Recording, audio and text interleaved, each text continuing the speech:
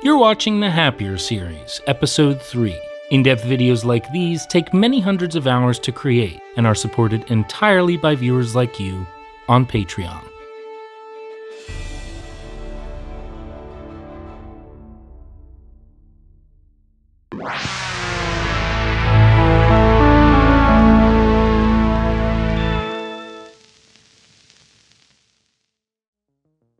In Chapter 1, we chose a theory of happiness, Dan Habron's emotional state theory. Happiness is an emotional condition consisting of 3 dimensions of central affective states and your mood propensity. Psychic affirmation is when all levels are favorable on the whole. You experience the negative only to a minor extent. Psychic flourishing is what we might call truly happy. It's a pronounced state of happiness that only occurs when individual, environment, and context are in perfect harmony. In Chapter 2, we looked at the foundations of happiness by discussing people's genetic propensities towards positive and negative moods and emotions, the concept of hedonic adaptation, which shows that humans adapt to most things. That is, the great majority of things in life do not bring lasting happiness nor suffering. We then discussed the foundations of happiness: security, outlook, autonomy, relationships, and skilled and meaningful work, SOARs, 5 conditions of life that are not subject to adaptation, and therefore bring lasting happiness or suffering depending on how well you satisfy them. We showed how each of the foundations has clear connections with our definition of happiness, as well as 3 other major topics: motivation, virtue, and meaning.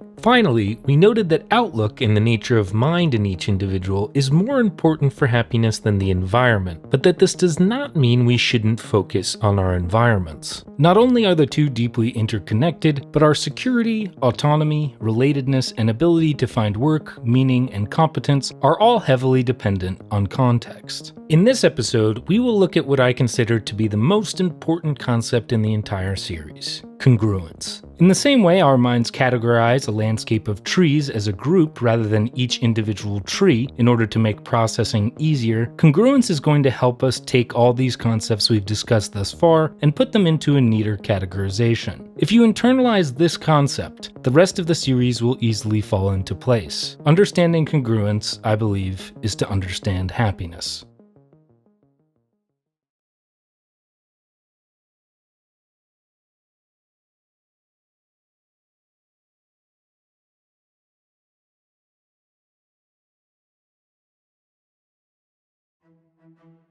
In all of my research, this idea of congruence kept coming up over and over again. It emerged in neuroscience, philosophy, psychology, and religion, and it came with many synonymous names: self-concordance, cross-level coherence, alignment, synchrony, and harmony. Over the course of this episode, you will hear me cite people who use these other words, but consider them the same thing. My choosing of congruence among them is largely arbitrary, but it is the term used by the father of flow, Mihai Csikszentmihalyi, and the creators of self-determination theory, Ed Deci and Richard Ryan, in their models to describe people full of vitality and peace. The concept of congruence also tracks with my experience, so it gets anecdotal evidence +1.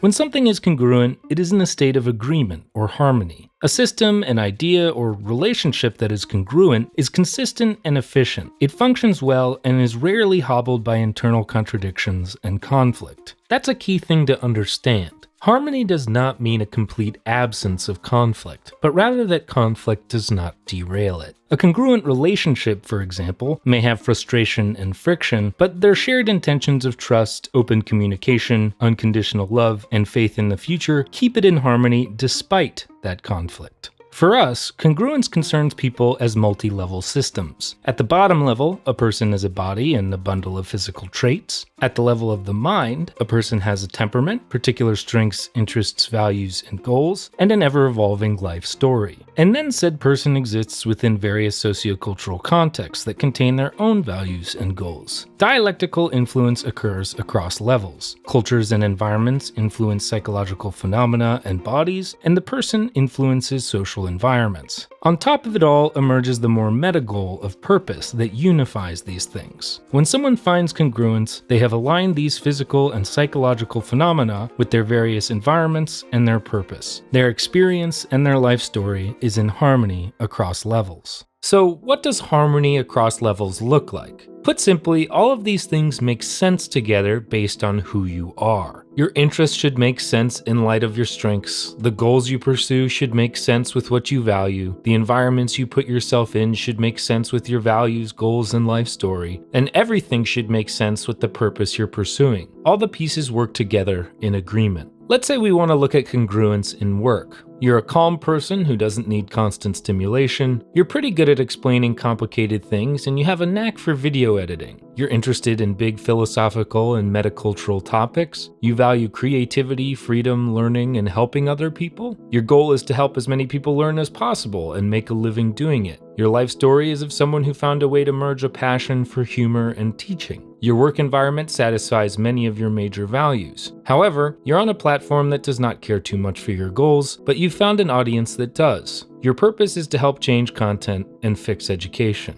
With a few exceptions, these levels are congruent with each other. Whenever a system can be analyzed at multiple levels, a special kind of coherence occurs when the levels mesh and mutually interlock. When these levels do not cohere, you are likely to be torn by internal contradictions and neurotic conflicts. And if you do achieve coherence, the moment when these things come together may be one of the most profound of your life. Like a moviegoer who later finds out what she missed in the first half hour, your life will suddenly make more sense. People gain a sense of meaning when their lives cohere across the three levels of their existence. Finding coherence across levels feels like enlightenment.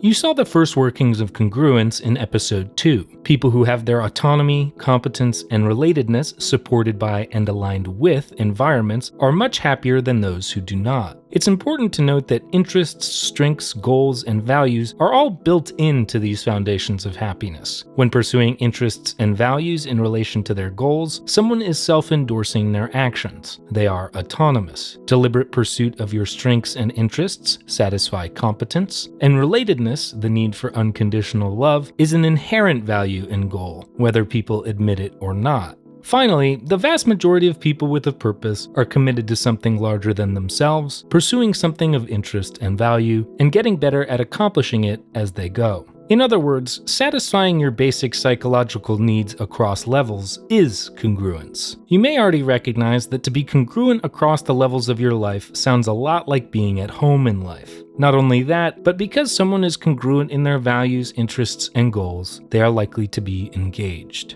Consider the opposite, a woman who values solitude, but is in a career that is fast-paced and involves constant interaction with people. She dislikes science and wanted to be a traveling writer, but her dad forced her to be a doctor. Her life is an incongruent mess of motivations, goals, and environments, and likely finds herself alienated and disengaged. This is the basic story of congruence, and like all the concepts we've discussed thus far, it is simple in theory and hard in practice.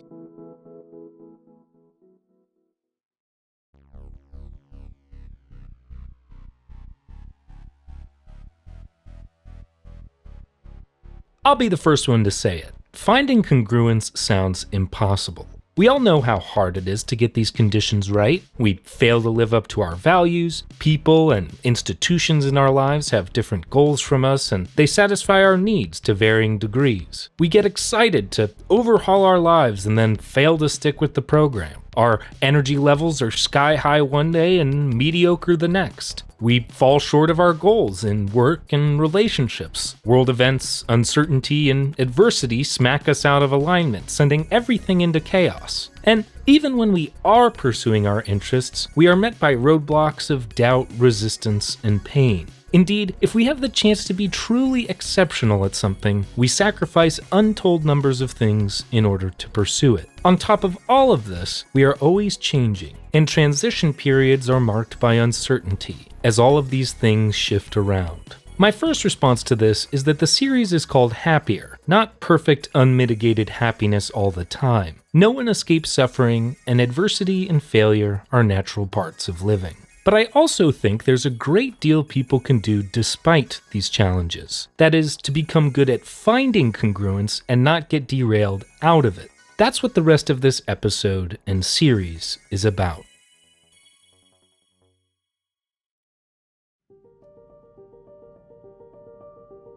So far, the focus has been on finding congruence amongst your basic psychological needs across levels: autonomy, relatedness, and competence. We need to add some complexity to this, and it involves our other two foundations of happiness. Harmony across levels relies heavily on the bottom level, the physical brain and body. The emerging picture in neuroscience is that the boundary between the two is, well, not a boundary at all. Here's one of the leaders in the field, Lisa Feldman Barrett. Why do you even have a brain? Why did a brain evolve? It didn't evolve for you to think or feel or see. It evolved to regulate your body. What is your brain doing? It's running a budget for your body. It's not budgeting money, it's budgeting oxygen and salt and water and sodium and all these hormones and all this stuff, all this junk that your body needs to function. So in a sense, you can think about your brain as kind of the financial office of a very large company that's like a multinational company. When you are running a deficit in your budget, in your bank budget, what do? You stop spending. So what does a brain do when it's running a deficit? It's also stops spending. So what does that mean? Well,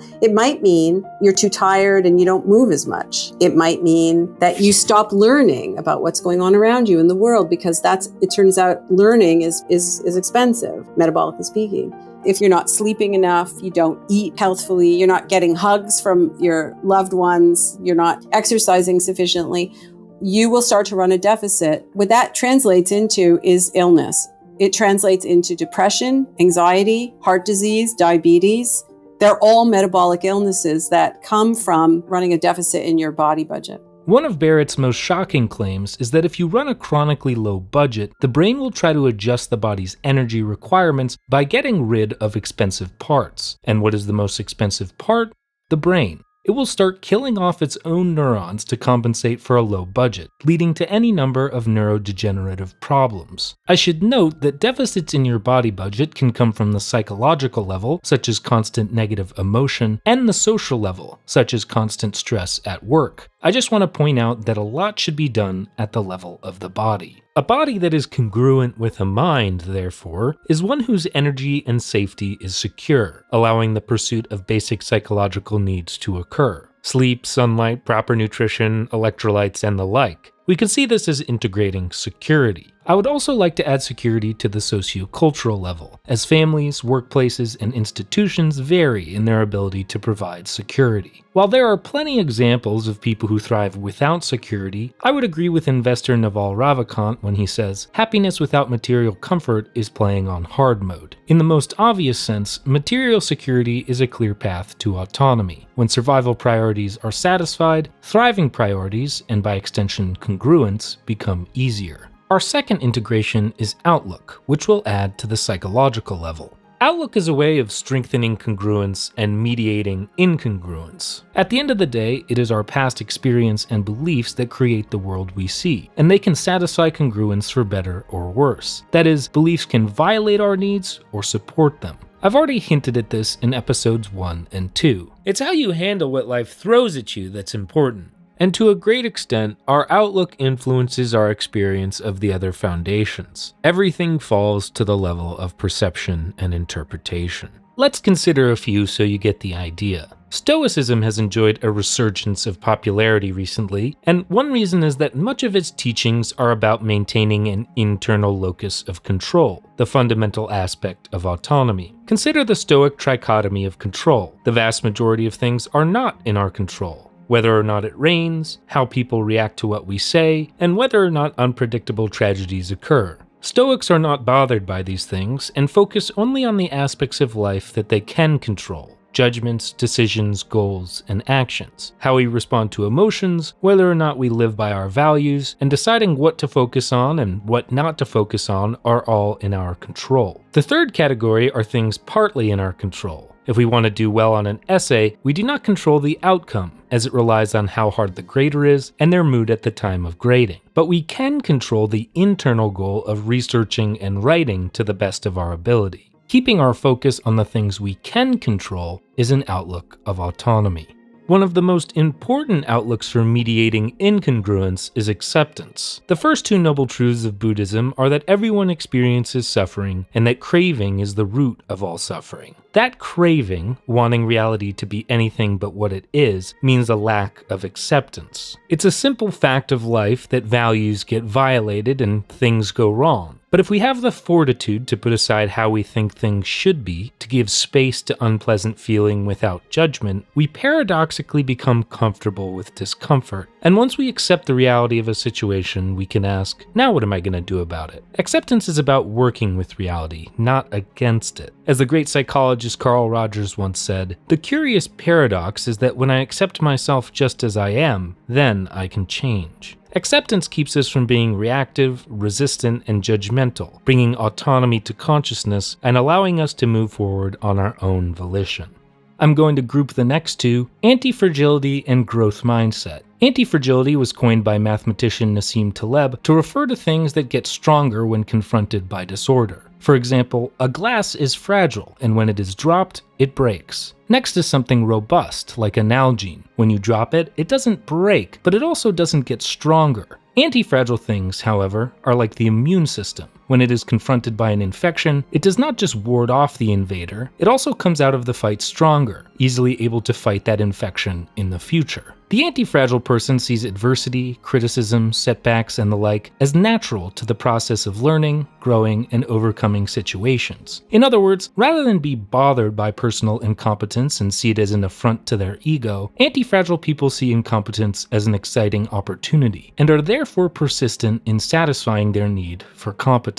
The anti-fragile growth mindset is also an outlook of autonomy. Those with fixed mindsets see things as set in stone, and resign themselves to the way things are. In contrast, those with growth mindsets take ownership of the situation, seeing themselves as malleable based on the choices they make. Let's finish with gratitude. Roman consul Cicero considered gratitude the mother of all virtues, and Scottish philosopher David Hume wrote, "Of all crimes that human creatures are capable of committing, the most horrid and unnatural is ingratitude." Gratitude is a huge umbrella of things, but consider one of its main facets. It is a social glue that fortifies relationships. The practice of being grateful helps to remind us of all the times we have been valued by the people in our lives. Expressing it directly breeds trust and intimacy, while encouraging mutually beneficial behavior in the future. It should be no surprise, then, that many researchers have shown that gratitude and relatedness exist in an upward spiral together. I'm sure you've heard many of these outlooks before, but I hope this shows some underlying reasons why they play an important role in happiness. I hope it also shows you that congruence, rather than being something rigidly defined by external conditions, actually requires a significant flexibility and adaptability of mind. When conditions are imperfect, your outlook can help keep these things in alignment and satisfied.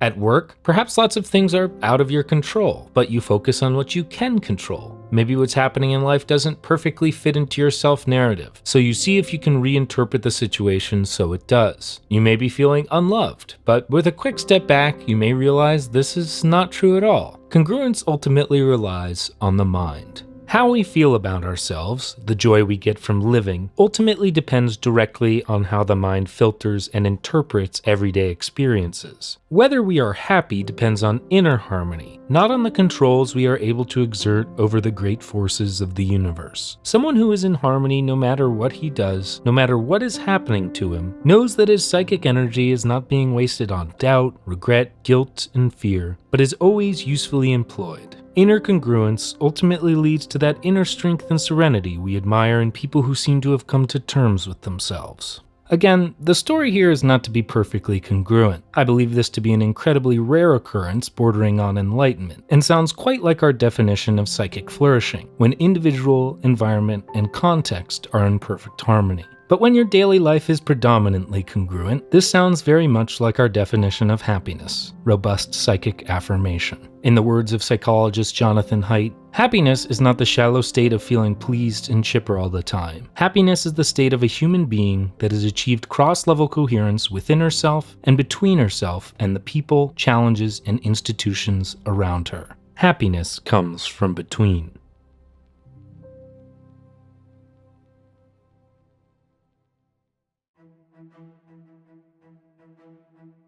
Now, me blabbering on about this word congruence might rub you the wrong way. It almost sounds like something a bothersome person might say from their yoga mat. I'm just so congruent right now. It's unbelievable.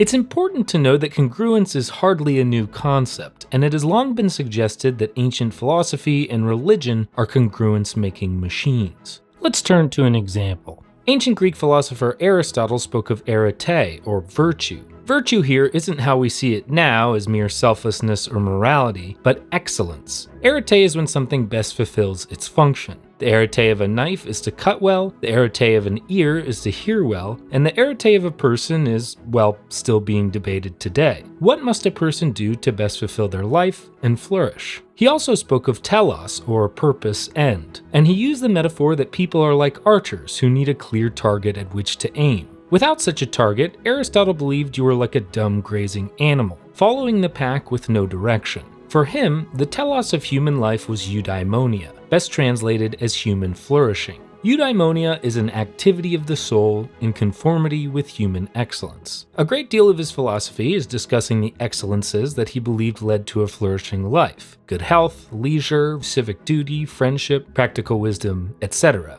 For him, a eudaimonic life is one where you use your full human capacities, actively pursue your potential, and become all that you can be. Note its similarity to what we laid out previously: activity of the soul in conformity with excellence, unified by telos. Every congruence model in psychology owes a debt to eudaimonia, and all of them say as much, which raises a question. One of the foremost philosophers of the past has converged on this idea, as have some of the great minds in psychology. Why would humans desire congruence? Happiness is an answer, but then the question is, why does congruence lead to happiness? Evolution may have some answers. A human life requires goals in service of survival and reproduction. There are fundamental biological drives, of course, but once these are satisfied, a human has the ability to put compound interest in the bank and thrive. We can think about the future, weigh pros and cons, develop trusting relations, cultivate virtues like courage and patience, and master skills that we not only enjoy, but that also pay us dividends into the future. Over time, a human develops greater complexity. That is, they form into something with many goals that need to be managed. A coordinating force is required, lest we be torn in a million directions at once by contradictory impulses. Evolutionary thinking provides many accounts of why self-organization matters, and has become elaborated and related to the variety of adaptive outcomes yielded by increasingly flexible and yet coordinated behavior. Clearly, an organism that fails at the tasks of coordination of its parts and functions is in serious trouble in most contexts. Animals whose motives are divided or in conflict, or that fail to hierarchically coordinate their goals, will simply be less likely to survive.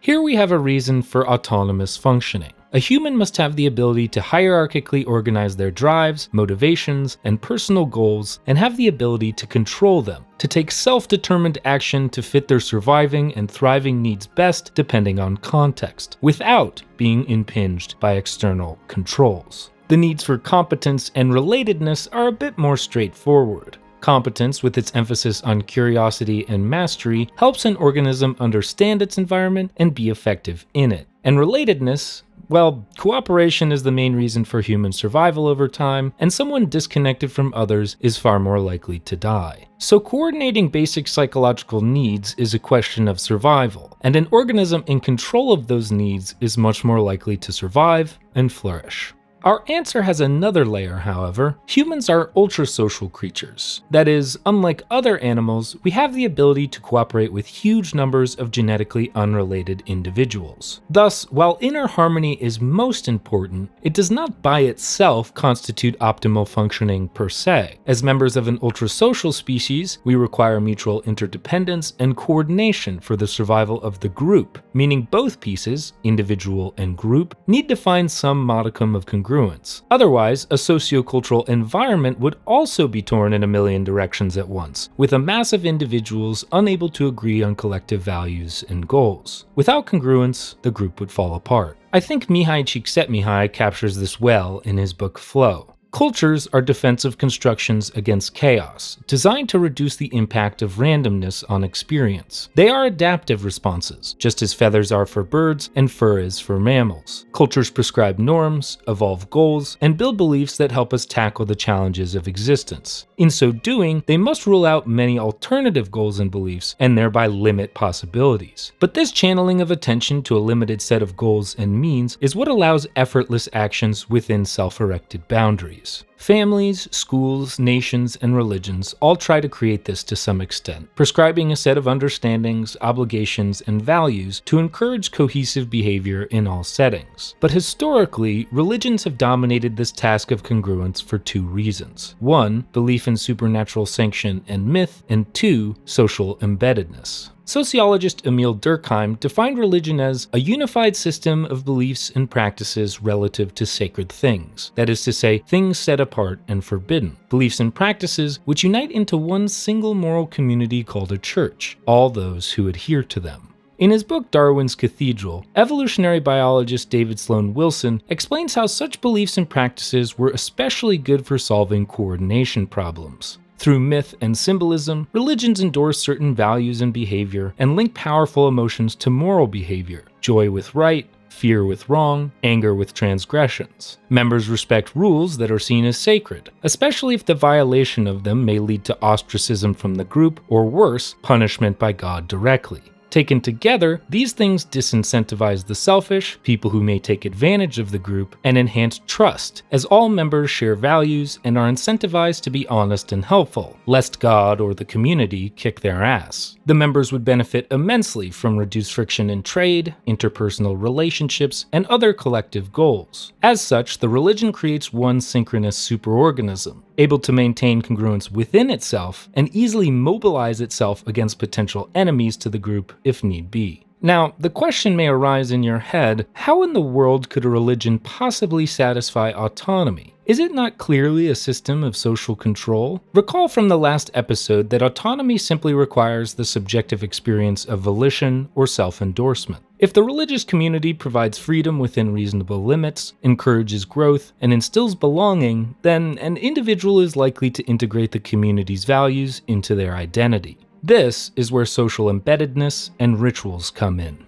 Imagine growing up in a community that lives close together, and every week you gather in a sacred space. Together, you collect firewood to create a bonfire that will burn throughout the whole ritual. You sit in a circle on the ground, the night sky above, with the group elders sitting behind you. Around the fire, you sing songs about triumphs of times past. The elders stand up and tell stories about the strides, goals accomplished, and good deeds of younger members during the week. Embedded in the ritual are also symbols of the group's founder, a paragon of the values the group holds, which you sing and pray to. At the end, a priest tells a story around one of the group's core values. You link arms together and say the community prayer. After 15 years of these practices, your understanding of the ritual is visceral, supported by an abundance of physical feelings. The warmth of the glowing fire you created as a community, the experience of literally elevating higher as you stand when you're praised, the touch of your fellow community members as you sing and pray. The conceptual and physical levels connect, and the ritual just feels right. Yet, it also extends to the sociocultural level. You're a part of a 1,000-year-old tradition, packed with myths you've heard since childhood, many of which involve stories of generosity, good humor, courage, and overcoming adversity. Older generations once sat where you did, and passed through the many trials the group considers sacred. What separates you is experience, and each week, if you continue to follow the goals and values the community sets out, you will one day sit where they do. Consider this just one of many rituals: communal dining at every meal, intragroup sports competitions, and nightly music and dance. Every week, the 3 levels of your existence are in alignment. Your physical feelings and conscious thoughts align with your actions, and all of it harmonizes with your larger culture. As you do all of these things, there's no reason to ask what it means or why you're doing it. The experience of meaningfulness just emerges automatically from congruence. I'm sure you've taken part in a ritual where these things weren't satisfied. Maybe you chanted with a group of strangers at a New Age ceremony or took part in a religious ritual at a friend's wedding. On the conceptual level, you understood the symbolism, but it felt trivial and silly. Immersed, you were not. You can't just invent a good ritual through reasoning about symbolism. You need a tradition within which the symbols are embedded, and you need to invoke bodily feelings that have some appropriate associations. Then you need a community to endorse and practice it over time. To the extent that a community has many rituals that cohere across the 3 levels, people in the community are likely to feel themselves connected to the community and its traditions. If the community also offers guidance on how to live and what is of value, then people are unlikely to wonder about the question of purpose within life. Meaning and purpose simply emerge from the coherence, and people can get on with the business of living. Now, this all may rub up against more secular-minded folk, but as I said earlier, people find congruence in environments as large as the earth or as small as the family. The reason religions seem to have a leg up is their dense web of values are considered universal, applicable not simply to the workplace or the family, and they have rituals that cross levels, all of which are endorsed by an omniscient, all-powerful being or saintly leader. I myself grew up in a secular community with rituals and a set of shared values that created a profound experience of congruence every day, and it's part of the reason I am so taken in by this concept. But one of the great issues for modern people is that few want to return to ritualistic socializing communities with top-down values, as they feel it is an affront to their individuality and autonomy. Yet, they have a deep desire for congruence. A void of communities and communally endorsed values and teachings about what it means to live a good life leave individuals at what I call the chaos buffet. Individuals, groups, and philosophies that offer up options but have no particular bearing in any one particular space. With no clear top-down standards, an individual is left to assimilate values and norms and create goals by themselves. They then must maintain the simple faith that it will work across their particular environments. A liberating and terrifying prospect. Everyone deals with this issue, which can be seen as autonomy and relatedness constraints. Traditional communities can make differentiation hard, suppressing uniqueness and independence, and secular communities can make integration hard. How do you assimilate diverse individuals with diverse values and goals into one? Yet, with the rare individual and environment, both are fulfilled. In part, I think this is why we're seeing Aristotle, the Stoics, and Buddhism have such sharp rises in popularity, offering more secular forms of congruence in hopes of universal application. The Stoics have the notion oikoiosis, meaning at home. Through proper action in accordance with nature, the Stoic eventually expands oikoiosis from their inner world, at home with themselves, to their family, fellow citizens, nation, and finally, mankind as a whole. Buddhism prescribes something similar with the Eightfold Noble Path and its end goal nirvana. Such liberation is the ultimate end, but for many in secular practice, it looks closer to someone who has become congruent with the world through a universal acceptance and compassion. Notice the theme here. I'll just let this sit here for a second.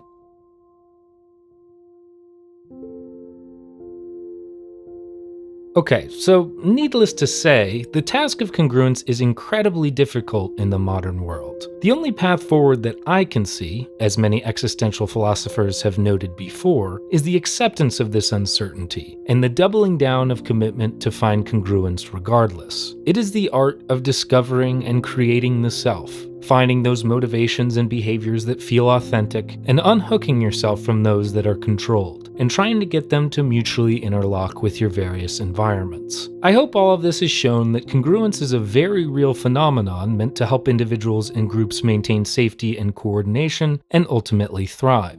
With this in mind, let us return to a quotation from episode 1, which bears a striking resemblance to this idea of congruence. The prominence of attunement reflects what we may think of as the stages of flourishing for a creature. The first priority is to establish conditions of safety and security, where the basic needs for functioning are firmly established so that it can make itself at home and blossom, like placing a sapling in fertile soil. The organism is in its element. It assumes a stance of attunement. This established, a stance of engagement will tend naturally to follow, as the creature exploits the situation in the energetic pursuit of its goals. Last comes the stance of endorsement, as the organism succeeds in meeting its goals. Taken together, a story emerges about happiness. It is the story of survival, it is the story of agency and wisdom, it is the story of personal growth and environmental mastery, it is the story of relatedness and enjoyment, and it is the story of meaning. It is not something achieved or found, but something that ensues from getting these conditions right.